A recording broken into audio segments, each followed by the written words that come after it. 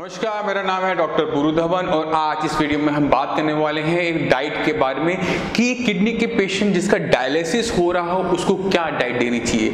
क्योंकि जो patient dialysis पर होता है उसकी बॉडी की रिक्वायरमेंट अलग होती है उन पेशेंट के कंपेरेटिव में जिनका डायलिसिस नहीं हो रहा। इसके पीछे रीज़न होता है डायलिसिस।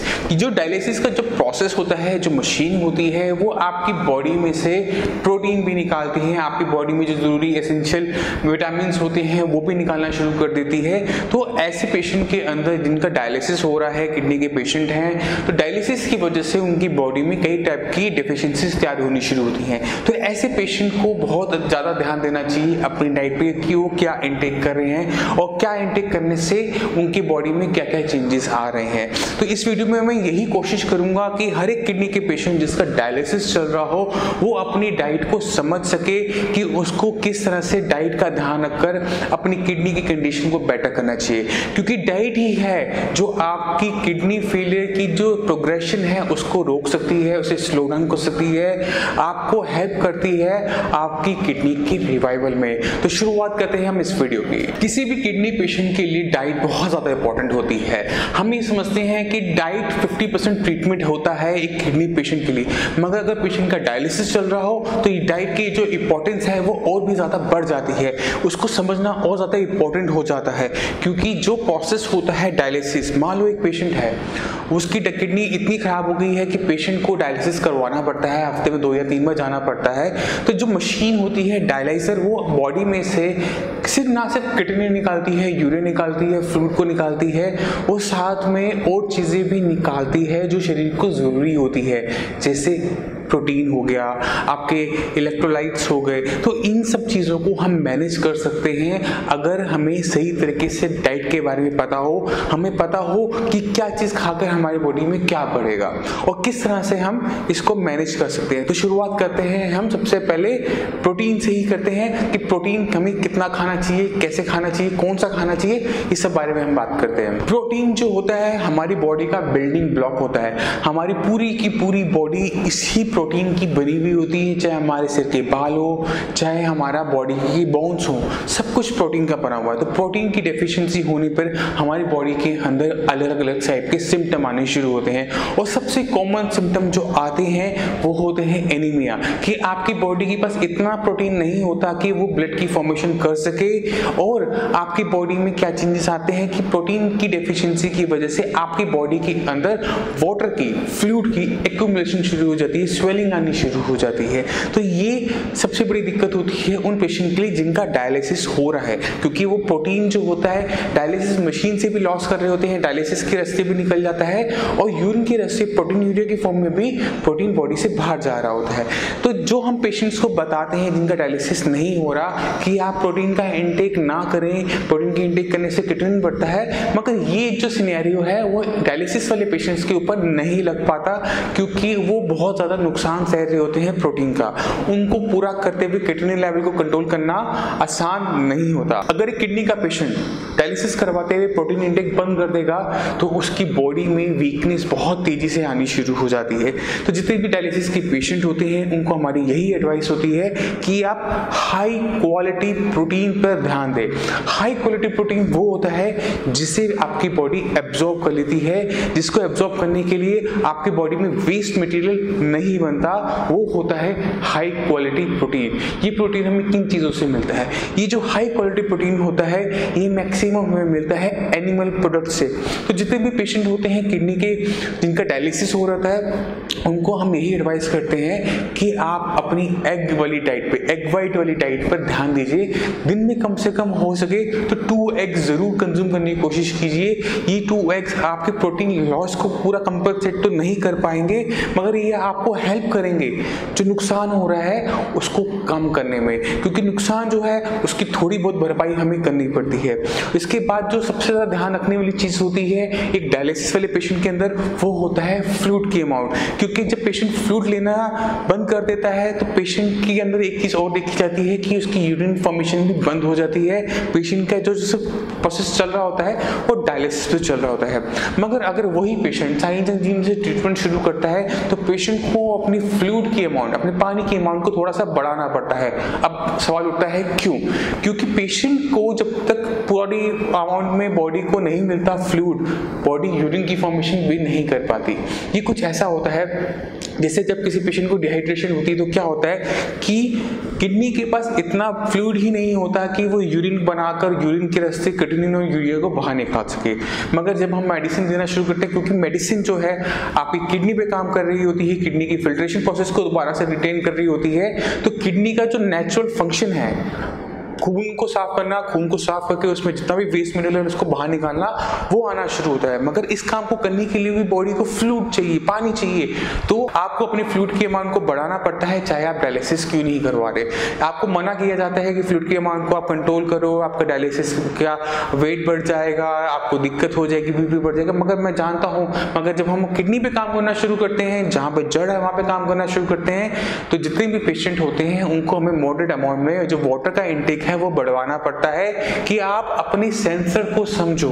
आपकी बॉडी में सेंसर्स लगे हुए होते हैं, जब आपको प्यास लगती है, आपके होंठ सूखते हैं, जुबान सूखती है, बोलने में दिक्कत होती है, इस चीज को सेंस करो कि आपकी बॉडी में पानी की कमी हो रही है। जब कभी आपको प्यास लगे तो पानी पियो, कभी भी पानी नाप के मत पियो, क्योंकि अगर आप एसी में बैठे हो, अंदर बैठे हो तो आपकी पानी की रिक्वायरमेंट कम है, अगर आप गर्मी में बैठे हो तो आपकी पानी की रिक्वायरमेंट ज्यादा है। तो उस चीज को समझो, क्योंकि हम जब बात कर रहे होते हैं, सांस ले रहे होते हैं, तो और स्वेटिंग से भी हमारी बॉडी में से वाटर का लॉस होता है, उसको कंपनसेट भी करना बहुत ज्यादा जरूरी होता है। अगर हम पानी की इंटेक प्रॉपर तरीके से नहीं करते तो डेफिनेटली आपकी बॉडी के अंदर क्रिएटिनिन के लेवल बढ़ने शुरू हो जाते हैं। जबकि आप डायलिसिस करवा रहे हैं फिर भी आपके क्रिएटिनिन के लेवल्स बढ़ने शुरू होंगे, क्योंकि आपने अपनी डायलिसिस मशीन, अपनी खुद की किडनी पे ध्यान नहीं दिया। वो काम कर सकती है मगर आप उसे काम नहीं करने दे रहे, क्योंकि आप उसे सम्मान नहीं दे रहे कि वो आपका यूरिन फॉर्मेशन कर सके और आपकी बॉडी में जितना भी वेस्ट मटेरियल है उसको बाहर निकाल सके। इसलिए जो पेशेंट डायलिसिस पे जाते हैं, सबकी कॉमन कंप्लेंट होती है कि जो उनकी कंडीशन थी वो कभी सुधरी नहीं, खराब होती चली जाती है। खराब इसलिए होती चली जाती है क्योंकि पेशेंट ने अपनी खुद की डायलिसिस की मशीन जो भगवान ने उसको दी है, जो नेचुरल है, जो इतनी इंटेलिजेंट है, उसको बंद कर दिया, क्योंकि आपने फ्लूइड का इंटेक लेना बंद कर दिया। और उसका रिजल्ट क्या होता है कि आपके creatinine level, urea level dialysis करवाने पे तो कम हो जाते हैं, मगर अगली बार जब आप करवाने जाते हैं तो पिछली बार से आपको ज्यादा मिलने शुरू होते हैं, क्योंकि आपकी बॉडी जो काम कर सकती थी, जो किडनी अभी काम कर सकती थी, किडनी की जो फंक्शनिंग थी, वो आपने फ्लूइड ना देकर बंद कर दी। बॉडी के अंदर डिहाइड्रेशन तैयार कर कर जब उसको फ्लूइड नहीं मिला, उसने यूरिन फॉर्मेशन नहीं की, और यूरिन फॉर्मेशन नहीं की तो जो क्रिएटिनिन यूरिन के रास्ते निकल सकता था, जो यूरिया यूरिन के रास्ते निकल सकता था, वो रास्ता आपने बंद कर दिया, सिर्फ और सिर्फ डायलिसिस पे रहे। इसी वजह से जितनी भी डायलिसिस के पेशेंट होते हैं वो डायलिसिस करवाने के बाद भी उनके जो लेवल्स हैं क्रिएटिनिन के, यूरिया के, वो बढ़ते चले जाते हैं, कंडीशन खराब होती चली जाती है, कंट्रोल में नहीं आ पाती। इसके बाद जो सबसे बड़ी चीज देखी जाती है, एक किडनी के पेशेंट जिसका डायलिसिस हो रहा होता है, वो होता है पोटेशियम के लेवल पे। पोटेशियम एक ऐसा एलिमेंट होता है जो हमारी मसल्स को पावर देता है। अगर वो सही अमाउंट में बॉडी के अंदर है तो आपकी मांसपेशियों को ताकत देगा, मगर अगर यही पोटेशियम जरूरत से ज्यादा हो जाए, इसके लेवल क्रॉस करने शुरू कर दें, 5.5, 6, 7 तक हो जाए, तो 7 पे पहुंचते ही पेशेंट को कभी भी किसी भी टाइम हार्ट अटैक हो सकता है। तो अगर कोई पेशेंट डायलिसिस करवा रहा है, किडनी का पेशेंट है, तो उसके लिए पोटेशियम की मात्रा को, पोटेशियम की अमाउंट को कंट्रोल करना बहुत जरूरी होता है, क्योंकि पेशेंट डायलिसिस पर होता है तो वो ध्यान नहीं देता है, वो सोचता है कि डायलिसिस से पोटेशियम बॉडी से बाहर चला जाएगा। तो उसको समझना चाहिए कि अगर पेशेंट का पोटेशियम बढ़ रहा है तो पेशेंट को लो पोटेशियम फ्रूट एंड वेजिटेबल्स पर ध्यान देना चाहिए, क्योंकि पोटेशियम हमारी बॉडी में कैसे जाता है? पोटेशियम हमारी बॉडी में जाता है खाने वाली चीजों से। तो कुछ चीजें खाने में पोटेशियम हाई होता है, कुछ चीजों के अंदर लो पोटेशियम होता है।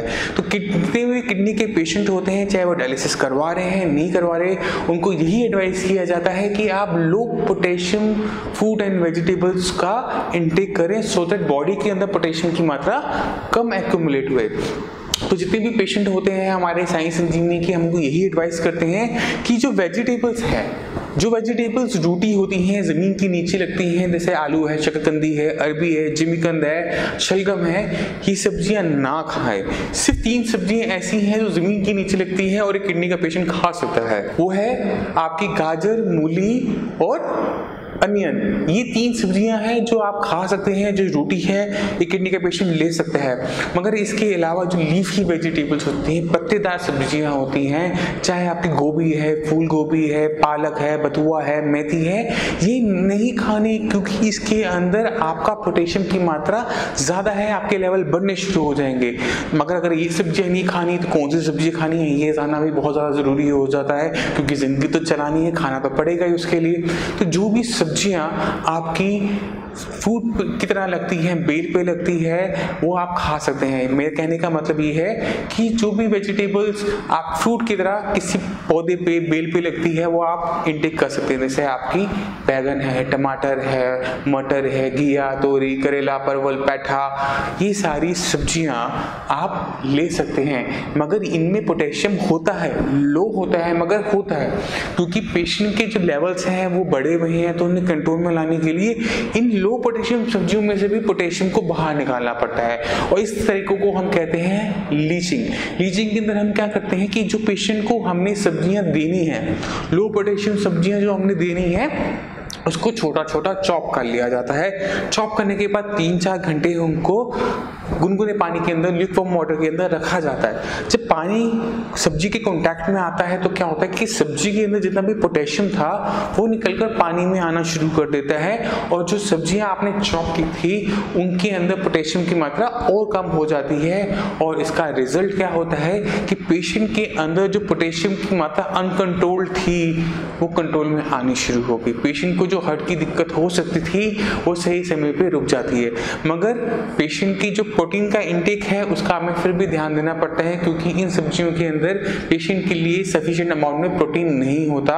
तो पेशेंट जो डायलिसिस करवा रहा है, प्रोटीन यूरिया भी हो रहा है, डबल नुकसान वो जहर है प्रोटीन का, उसको अपने प्रोटीन इंटेक पे ध्यान देना चाहिए। अपने प्रोटीन के अंदर कम से कम 2 एग वाइट जरूर रखे, और अपना वेट डेली बेसिस पे मेजर करे, अपना बीपी डेली बेसिस पे मेजर करे, अपना शुगर डेली बेसिस पे मेजर करे, उसका चार्ट बना ले और अपने डॉक्टर से वो जरूर शेयर करे, क्योंकि डॉक्टर उसको देख के, कई सारे पैरामीटर्स को देखकर ये आइडिया लगा लेता है कि एक्चुअली में पेशेंट की बॉडी में क्या चल रहा है।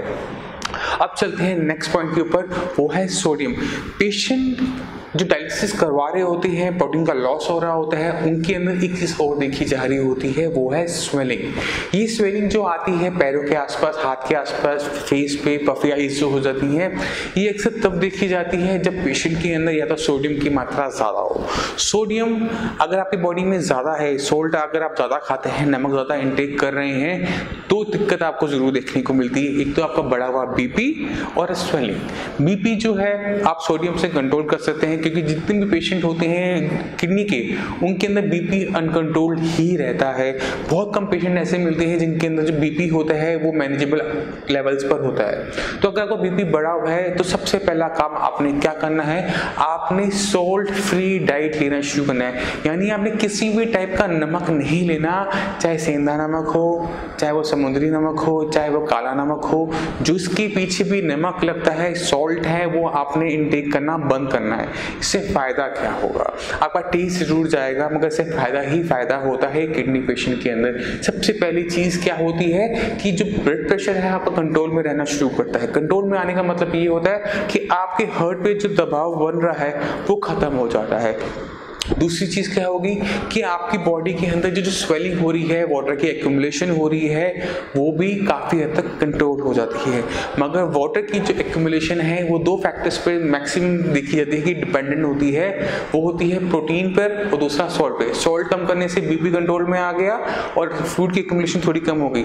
मगर प्रोटीन पर आपको ध्यान देना चाहिए कि आप प्रोटीन क्या खा रहे हैं, कितना खा रहे हैं, क्योंकि अगर आप प्रोटीन का इंटेक नहीं करेंगे तो आपका वेट लॉस ड्रास्टिक होता चला जाता है। तो मैं उम्मीद करता हूँ आप सभी किडनी के पेशेंट समझ गए होंगे क्यों प्रोटीन जरूरी होता है एक ऐसे पेशेंट के अंदर जिनका डायलिसिस हो रहा होता है, क्यों फ्लूइड की अमाउंट साइंस संजीवनी की ट्रीटमेंट के साथ बढ़ानी पड़ती है, क्योंकि अगर आप किडनी को सही अमाउंट में फ्लूइड नहीं देते तो यूरिन फॉर्मेशन नहीं कर पाएगी, यूरिन के रास्ते आपका क्रिएटिनिन बाहर नहीं जा पाएगा और आपके लेवल्स बढ़ते चले जाएंगे। तो जब भी आप साइंस संजीवनी का ट्रीटमेंट शुरू करें तो अपनी फ्लूइड की अमाउंट पर ज़रा ध्यान दीजिए, उसको बहुत ज़्यादा नहीं बढ़ाना, बहुत ज़्यादा कम नहीं रखना, उसको मॉडरेट अमाउंट पे रखना है। अपने जो सेंसर्स हैं, अपनी जो भगवान ने आपको हमें सेंसर्स दे रखे हैं जो हमारी बॉडी के अंदर फ्लूइड की अमाउंट को हमें बताते हैं, हमारे होठ हैं, हमारी टंग है, उसको सुनिए, उसको समझिए, अपनी बॉडी वेट को चेक कीजिए, स्वेलिंग को देखिए, उसी हिसाब से अपनी फ्लूइड की अमाउंट को आप बढ़ाते चले जाइए।